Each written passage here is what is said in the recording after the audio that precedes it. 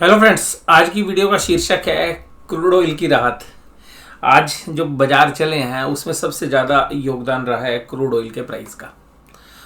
दूसरा रहा है जो एचडीएफसी बैंक के ऊपर जो रिलीफ मिला है। एचडीएफसी बैंक का जो रिलीफ था कि एचडीएफसी बैंक के ऊपर जो डिजिटल बैंकिंग के ऊपर जो रोक थी, अभी जो नए लॉन्चेस के ऊपर वो आरबीआई ने हटा ली। तो जिसकी बदौलत आज हमें लगता है कि दो मेन रीज़न थे आज बाजार के चलने के। और जो बाजार चला 1.45% जो है निफ्टी चला, और बैंक निफ्टी ने आउट परफॉर्म किया निफ्टी को, क्योंकि एचडीएफसी बैंक चला है, तो आप समझ ही सकते हैं इस बात को। अब हमने क्या कहा था? हमने कहा था कि बाजार कंसोलिडेट करेगा, तो कंसोलिडेशन का मतलब है कि 100-150 पॉइंट निफ्टी चलना ऊपर की तरफ या 100-150 नीचे की तरफ। बहुत बड़े मूव में उम्मीद नहीं कर रहा था, तो दो रीजंस की वजह से थोड़े से मूव जो है अब अप मूव आए हैं। लेकिन अभी तक वातावरण, एनवायरनमेंट, माहौल इन्वेस्टर्स के लिए कोई बहुत जो है मुकम्मल नहीं है। यानी कि मुकम्मल क्यों नहीं है, मैं आपको ये बताना चाहूँगा कि देखिएगा, क्रूड ऑयल के जो प्राइस हैं वो कंफर्टेबल जोन में नहीं आए हैं अभी। मुझे सबसे ज़्यादा जो है चिंता रहती है क्रूड ऑयल के प्राइस की, क्योंकि वो हमारी इकोनॉमी का प्राइस मूवमेंट के साथ, अपनी प्राइस मूवमेंट के साथ सत्यानाश करने का दम रखता है। और प्राइस मूवमेंट डाउनवर्ड होती है तो हमारी इकोनॉमी को जो है ग्रीन सिग्नल मिलने के संकेत भी मिलने शुरू हो जाते हैं। तो क्रूड ऑयल एक बहुत ही इंपॉर्टेंट एस्पेक्ट है हमारी कंट्री के लिए, इसलिए मैं क्रूड ऑयल पे ज़्यादा फोकस कर दूँ।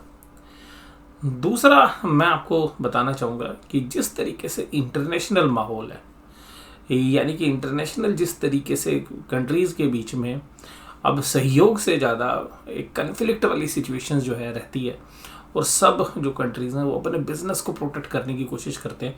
और प्रोटेक्ट करना अपनी कंट्री की इकोनॉमी को, मैं ये नहीं मानता कि गलत है, लेकिन अब जो है प्रोटेक्शन पर ज़्यादा ध्यान देते हैं बजाय कि ज़्यादा फ्री ट्रेड के। और ये यूक्रेन रशिया से बहुत सारे जो कंट्रीज़ हैं उन्होंने इस बात को समझा है, वहाँ से एक मैसेज लिया कि अपनी कंट्री को बचाना ज़्यादा ज़रूरी है और कोई आपकी हेल्प करने के लिए नहीं आने वाला है।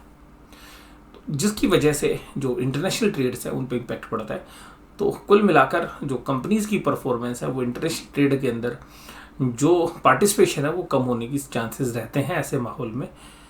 तीसरी बात मैं आपके साथ करूँगा कि जिस तरीके से इन्फ्लेशनरी प्रेशर है, और हमारे यहाँ पर जो है सीधी सी बात, हम शेयर बाज़ार में काम करते हैं, उसी तरीके से कमोडिटी मार्केट है। और कमोडिटी मार्केट के जो सट्टेबाज हैं, जो सटोरी हैं, वो ज़्यादा एग्रेसिव है। और सीधी सी बात यह है कि अभी मैं आपको एक जस्ट एग्जांपल दे रहा हूँ कि सटोरी अब बिजनेसमैन भी है, यानी कि जो धंधा करते हैं, जो कमोडिटी को बेचते हैं, वो बड़े सटोरी हो गए। मैं आपको एक जस्ट एग्जांपल देता हूँ कि जब यूक्रेन का और रशिया के बीच में जिस तरीके से ये तनातनी हुई और युद्ध की स्थिति आई, उस समय पर मुझे कुछ कंस्ट्रक्शन एक्टिविटीज़ के लिए जो है कुछ आयरन रोड्स लेनी थी, यानी कि सरिया लेना था। तो वहाँ पर मैं आपको बताता हूँ कि जो 12 mm का जो सरिया है उसका भाव था 70 रुपये किलो के आसपास। 70 क्या, 69 और 70 के बीच में था 12 mm का सरिया राठी टोल। और मुझे अभी क्या है, 1-2 दिन में और भी जो है अपनी कंस्ट्रक्शन की कुछ एक्टिविटीज़ हैं उनके लिए मुझे और भी चाहिए। तो मैंने आज ही जो है डीलर को फ़ोन किया था, तो डीलर ने कहा जी सर, इस बार जो है आपको $81 पे मिले, 81 रुपीज़ पे मिलेगा, 81 रुपीज़ पर kg, यानी कि 11 रुपये के आसपास जो है बढ़ गया। तो मैंने उनसे कहा भाई साहब ये 11 रुपये क्या बढ़ गया, ऐसा तो कुछ भी चेंज नहीं हुआ, 11 रुपये। भाई साहब वो मेरे को कहते कि जी आप बढ़ने की बात कर रहे हो, सस्ता हुआ है। कल तक 84 रुपीज़ 50 पैसा था, 2 दिन पहले आप कह रहे अगर आप फ्राइडे को आते तो 84 रुपीज़ और 84 रुपीज़ 50 पैसा मिलता। तो आप इस तरीके से अगर आप चीज़ें देखेंगे कि जहाँ प्राइस के अंदर इतनी ज़्यादा फ्लक्चुएशन होती है, वहाँ पर इकोनॉमी के लिए कम से कम बेहतर चीज़ें नहीं होती हैं, क्योंकि बिजनेस करने का जो माहौल है वो बहुत ज़्यादा ख़राब हो जाता है। हालांकि जो डोमेस्टिक कंजम्पशन है, या जो हमने जो अपने पर्सनल यूज़ में या अपने डोमेस्टिक कंजम्पशन के अंदर अगर लेना है, तो उसमें तो ज़्यादा फ़र्क पड़ता नहीं है कि ठीक है कि 10 से 15% जो है आपकी कंस्ट्रक्शन कॉस्ट जो है रहती है आयरन रोड्स की, अगर पूरी प्रोजेक्ट की कीमत में लगाएं तो वहाँ पर वो चीज़ जो 15% कॉस्ट है वो 15% बढ़ जाती है। लेकिन सिमिलरली आप सीमेंट भी देखेंगे तो सीमेंट के प्राइसेस भी बढ़े हुए हैं, या आप बाकी चीज़ें देखेंगे तो सारा कहाँ से लिया, क्रूड ऑयल। इवन मैं जो है बाज़ार में जो है प्राइसेस के बारे में ट्रैक करता रहता हूँ, तो जो आप देखेंगे कि जो रिफाइंड ऑयल्स हैं उसके प्राइसेस भी अब एमआरपी पे सेल हो रही हैं। यानी कि आप बहुत बार अदानी विल्मर के शेयर की बात करते हैं, तो फॉर्चून का जो रिफाइंड है उसके ऊपर या तो प्राइसिंग बढ़ के आ रही है, और जो पुराने प्राइस की चीज़ें वो बिल्कुल एमआरपी पे सेल हो रही हैं। जनरली वो एमआरपी से बहुत लोअर प्राइसेस के ऊपर करीबन 15 से 20% डिस्काउंट पर फॉर्चून रिफाइंड का जो है प्रोडक्ट बाजार में सेल होता था। तो कुल मिलाकर चीज़ें ये हैं कि ये जो इस तरीके से जो इन्फ्लेशन है, सरकारी आंकड़ों में आपको इन्फ्लेशन नज़र नहीं आएगी, ध्यान रखिएगा। ये जो इन्फ्लेशन है या ये जो प्राइस में फ्लक्चुएशन है, ये इंडिया के बिजनेस एनवायरनमेंट को ख़राब कर रही है, और बिजनेस एनवायरनमेंट को बहुत सारी चीज़ें और भी कर रही है। तो यहाँ पर अभी जो पिछले 1-1.5 साल में लिक्विडिटी ड्रिवन रैली हुई थी, उस पर एक बार पोज आ सकता है। तो हम जो है कंजम्पशन कंपनीज पे या फार्मा कंपनीज पे तो बुलिश है, ठीक है कि वहाँ पर रीजनेबल वैल्यूएशंस हैं, लेकिन जो कंस्ट्रक्शन कंपनीज हैं या मैन्युफैक्चरिंग कंपनीज है, कुछ मैन्युफैक्चरिंग कंपनीज बहुत अच्छे वैल्यूएशंस पे मिल रही है, उस पर भी मैं आगे चल के कभी चर्चा करूंगा आपके साथ, कि कुछ कंपनीज मैन्युफैक्चरिंग सेक्टर के अंदर भी हमें अच्छी वैल्यूएशंस पर नजर आ रही हैं। लेकिन अगर आप देखेंगे मोटा मोटी मोस्टली जो कंपनीज हैं बाकी सेक्टर्स के अंदर, वहाँ पर एक कॉस्ट प्रेशर्स है, और उसको पास ऑन करेंगे अपने कंज्यूमर को, नहीं, वो चिंता का जो है विषय है। इसीलिए मुझे लगता है कि जब तक क्रूड ऑयल नीचे नहीं आएगा, $100 के नीचे नहीं आएगा, हमें बाजार में कंफर्ट नहीं है। तो यहाँ पर हो सकता है कि आप जहाँ पर आज बाजार को बंद कर रहे हैं, यहाँ पे कंसोलिडेट करें, थोड़ा बहुत ऊपर जाए, पर बहुत ज़्यादा ऊपर की हमें उम्मीद नहीं है। नीचे की भी हम ये नहीं कह रहे, मैंने जैसे परसों चर्चा की थी कि बहुत नीचे चला जाए, तो हो सकता है कि बाजार 500-700 पॉइंट के बीच में निफ्टी आपको पूरे महीने घूमता हुआ नजर आना चाहिए। हमें ऐसा आभास है कि अगले महीने जब रिजल्ट आएंगे, तब जो है बाजार उन रिजल्ट्स को देख के ज़्यादा बड़ा इम्पैक्ट करता हुआ नजर आएगा। तो आज निफ्टी के अंदर 240 पॉइंट की जो आपने तेजी देखी, उसका जो है श्रेय मैंने आपको बताया कौन से शेयर को जाता है। जैसे पिछले हफ्ते जो तेजी थी वो रिलायंस के दम पे थी, और यहाँ पर आप इस चार्ट को देखिएगा, ये जब लेवल्स आए थे तो मैंने आपको एक चर्चा और भी की थी विशेष, कि अगर ये लेवल टूटते हैं तो बाजार में एक पेन आ सकता है। फिर देखिए गैप डाउन हुआ, फिर यहाँ पर एक सपोर्ट बनी थी, फिर ये सपोर्ट पर मैंने कहा था कि अगर अब गैप डाउन हो गया तो एक पेन आएगा, फिर एक अच्छा खासा पेन आया। अब 4 ग्रीन कैंडल बहुत जबरदस्त बनी और गैप को फिल कर दिया। तो यहाँ पे एक रेजिस्टेंस भी हमें लगता है कि फेस होना चाहिए बाजार के अंदर, और अब अगर इस रेजिस्टेंस को पार करके बाजार ऊपर जाता है तो ही कोई तेजी है। तो वो जो मूव है वो सस्टेनेबल मूव होंगे, कम से कम 2 दिन इन लेवल्स के ऊपर ट्रेड करने के बाद ही। आज की तेजी थी 45 पॉइंट्स की तेजी आपको HDFC बैंक की बदौलत, दोनों इंडेक्स में वेट है।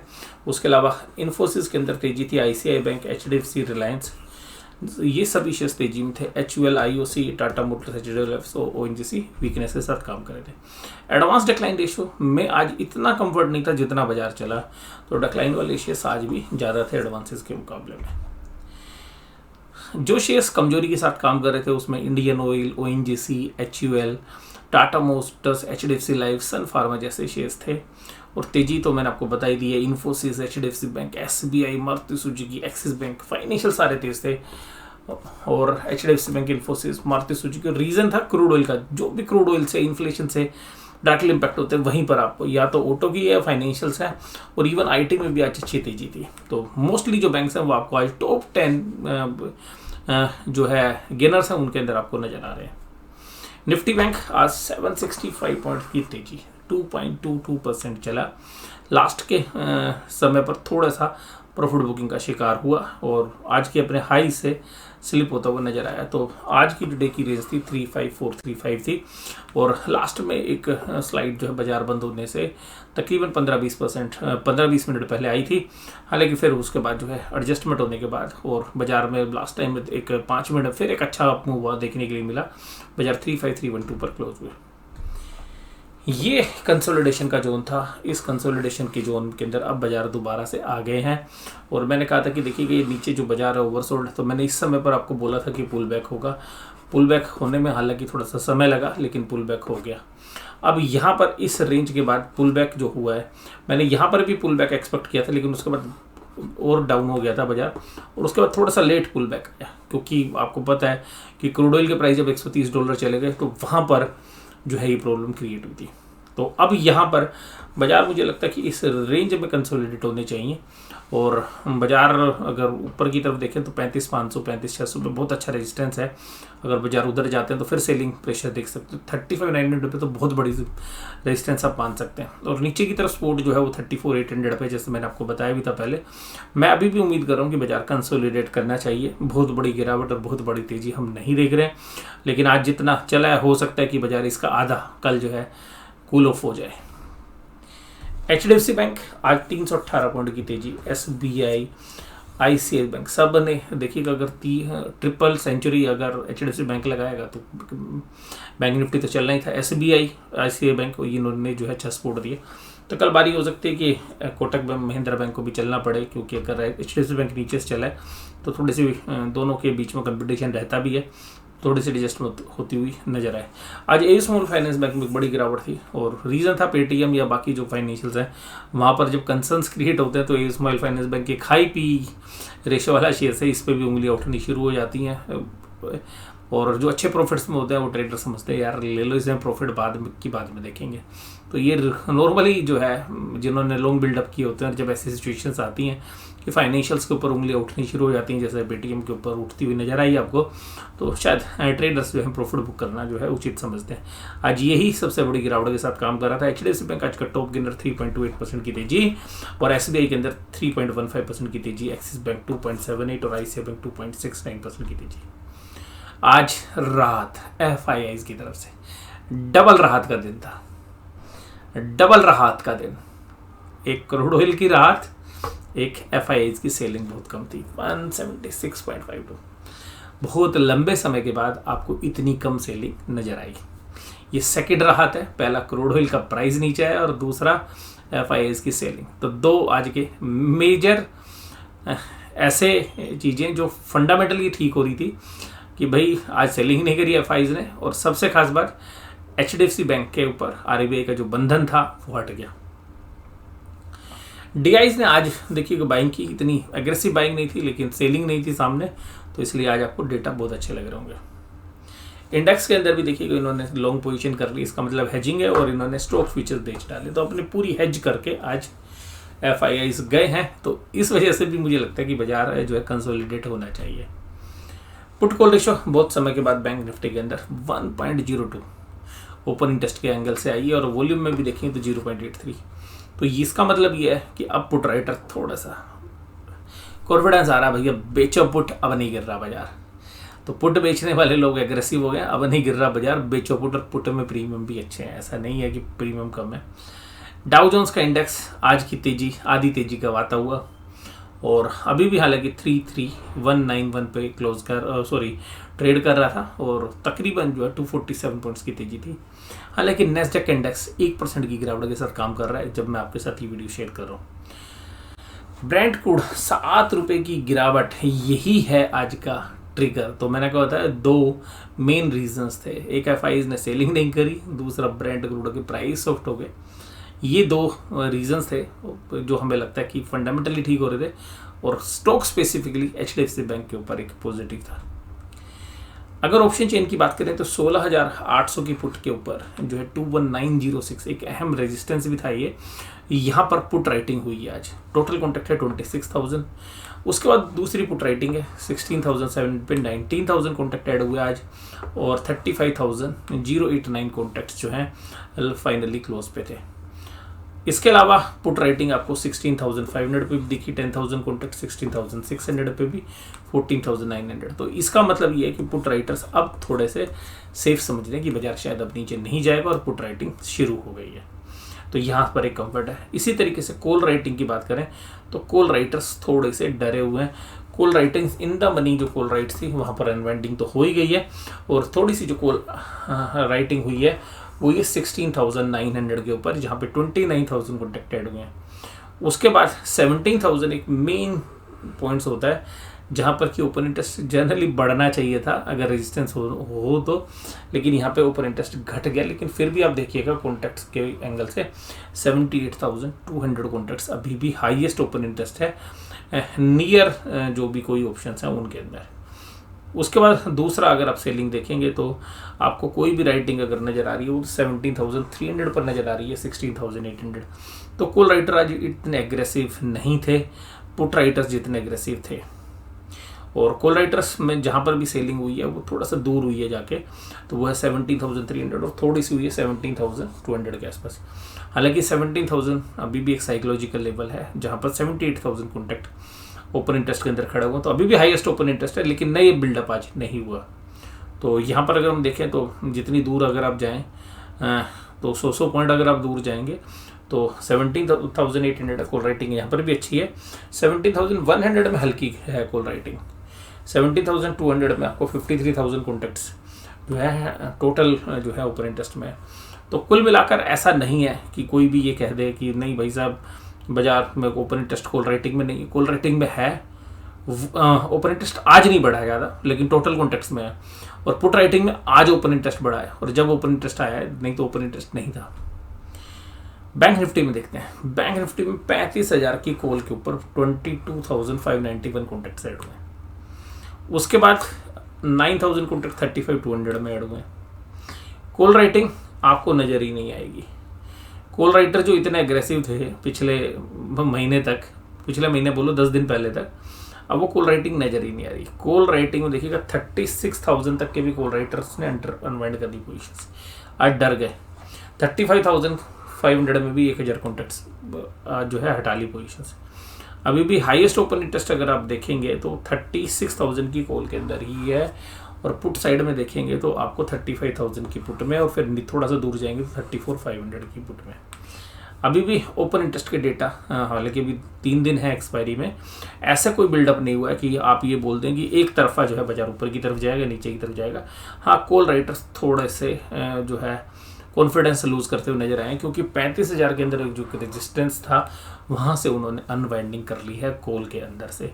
तो कॉल के अंदर से 17,000 कॉन्ट्रैक्ट्स में आज अनवाइंडिंग हुई है। तो जहाँ पर आप ये मान सकते हैं कि कॉल राइटर्स अब थोड़े से डर रहे हैं कि कहीं थोड़ी सी और तेज़ी होगी तो उनकी पोजीशन फंस ना जाए। अगर जहाँ पर बाजार बंद हुआ वहाँ से अगर हम प्रीमियम की बात करें तो देखिएगा जहाँ पर 35,300 के आसपास जहाँ बाजार बंद हुआ वहाँ कॉल के अंदर जो प्रीमियम है उसको अगर आप देखेंगे तो वो 628 रुपये का है, जबकि पुट की साइड जो प्रीमियम है 589 का है। अगर आप थोड़ा सा दूर चलें यहाँ से, अगर यहाँ से 500 पॉइंट अगर आप दूर जाएँ तो 384 का प्रीमियम है, और वहीं अगर 500 पॉइंट नीचे जाएंगे तो जो है 386 रुपीज़ का प्रीमियम है। इसका मतलब है कि कॉल और पुट में बराबर प्रीमियम है। ये क्या इंडिकेट कर रहे हैं? ये इंडिकेट कर रहे हैं ना तो तेज़ी करने वाला ना मंदी करने वाला, एक्स्ट्रा देने के लिए तैयार है। इसका मतलब है कि वोलेटिलिटी की वजह से प्रीमियम तो ज़्यादा है, लेकिन दोनों साइड प्रीमियम बराबरी का है। तो ये भी एक इंडिकेशन है कि शायद बाजार कंसोलिडेट करता हुआ आपको नजर आए। तो आज का ये एनालिसिस आपको कैसा लगा जरूर से जरूर मुझे कमेंट बॉक्स में बताइएगा। वीडियो देखने के लिए धन्यवाद। Thank you very much.